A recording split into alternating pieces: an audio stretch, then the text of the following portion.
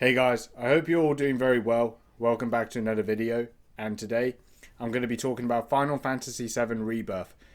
Now, Final Fantasy VII is probably one of my favorite games I've ever played, and I really loved the first part of the remake, Final Fantasy VII Remake. I think it's definitely exceeded my expectation as a remake, and even though Square Enix have gone a different direction for this game versus the original game, I definitely appreciate it, and it has exceeded my expectations.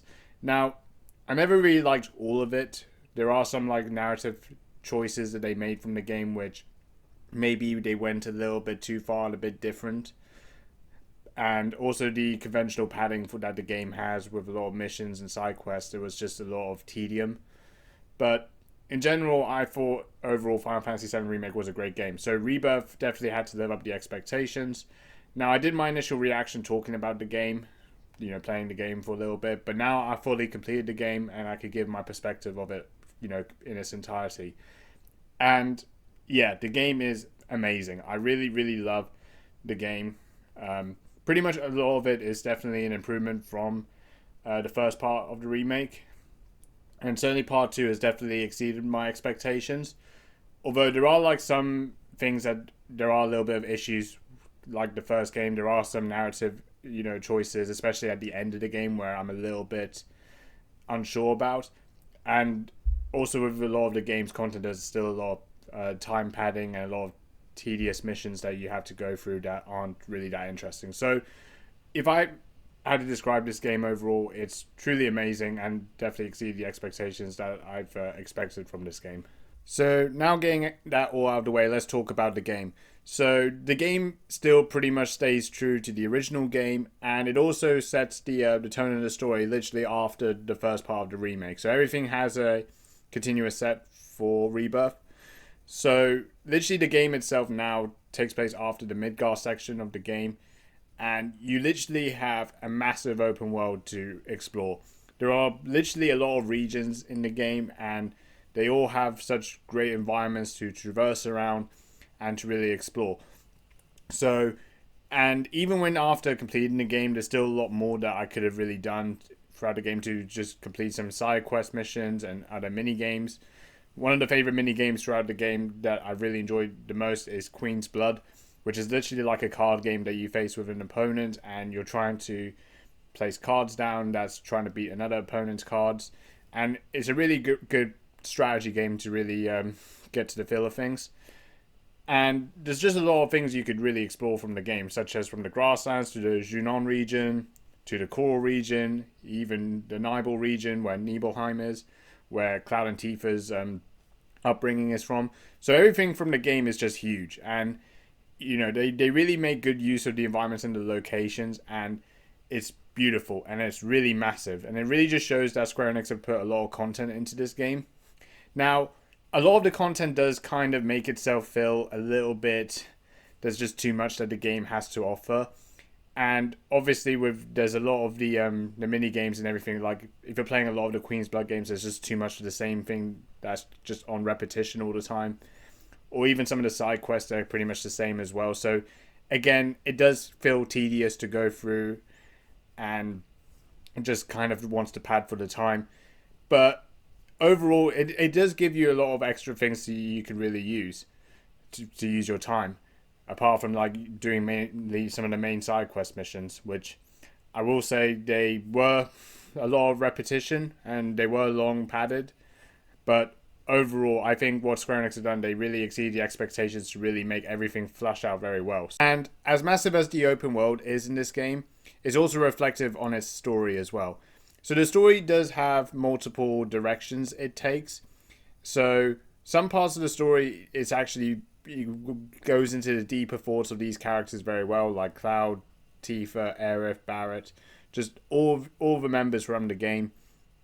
And it really does take a lot of perspectives from those characters very well, trying to, bow from their trauma and their past and their grief and sacrifice. And I really think they really, really put this into this game in such an amazing way. You really do feel the feelings for a lot of the characters in this game.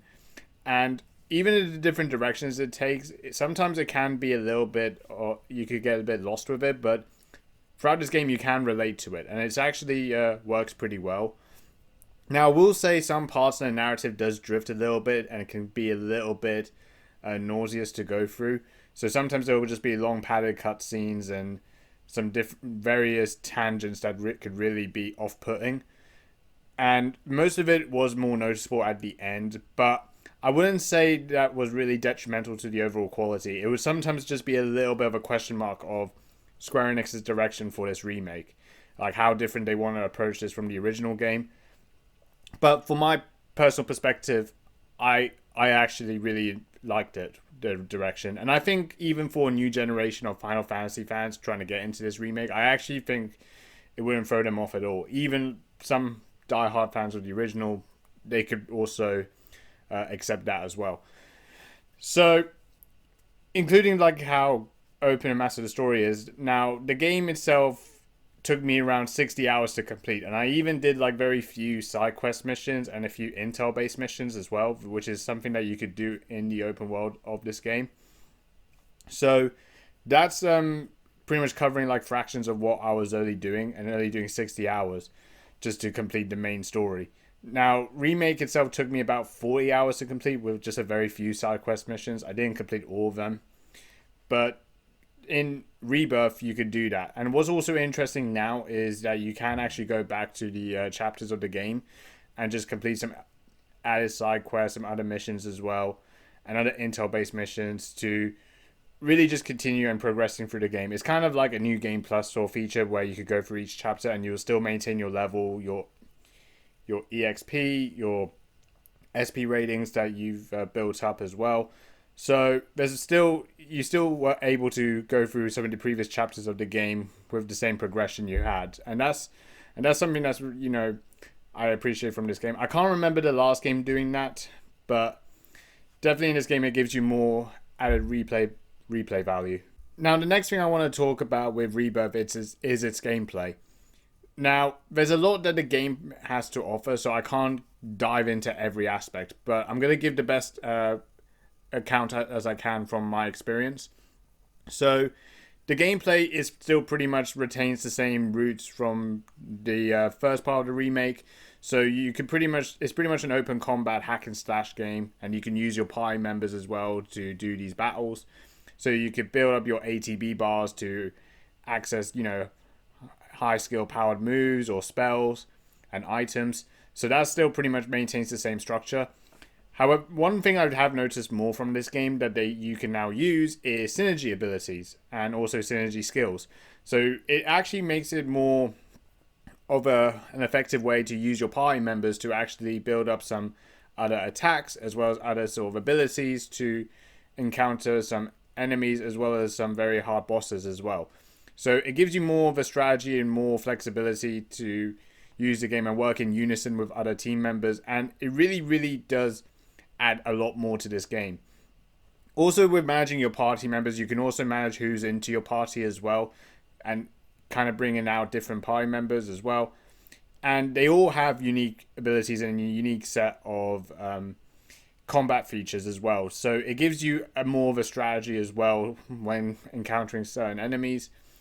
And with this sort of feature, it does make the game more progressive from the first part of the remake.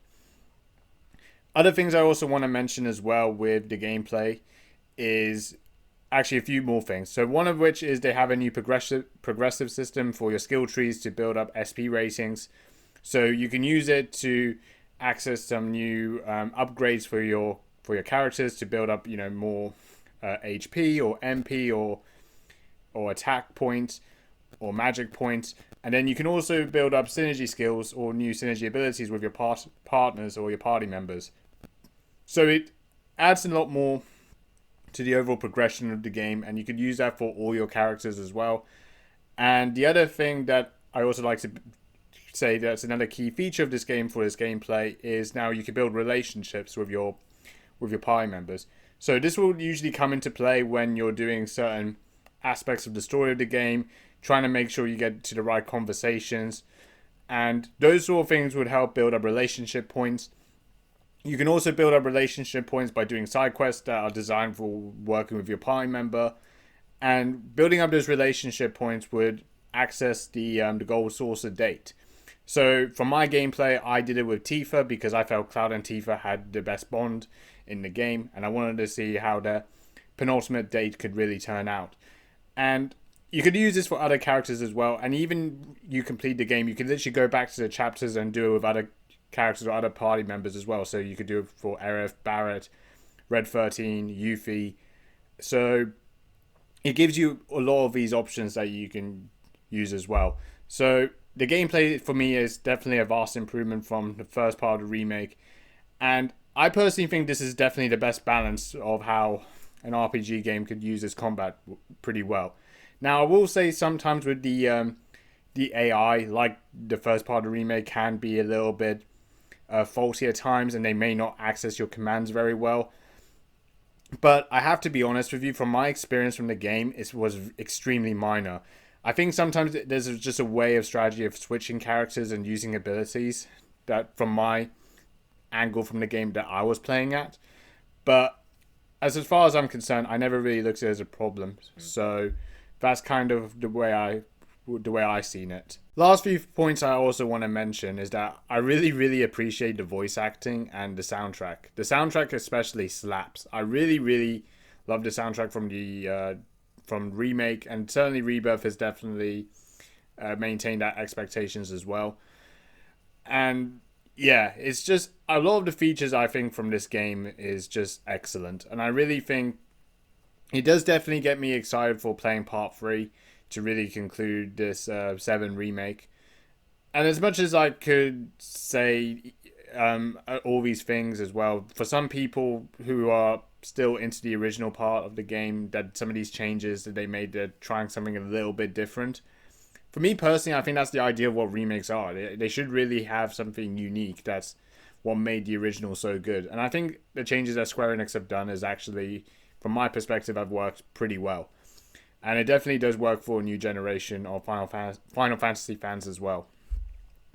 So yeah, a lot of the things I could really praise this game for. I mean, the only real complaints I could really look at is that I'm not so sure where the narrative is going to go for this game, especially towards the end.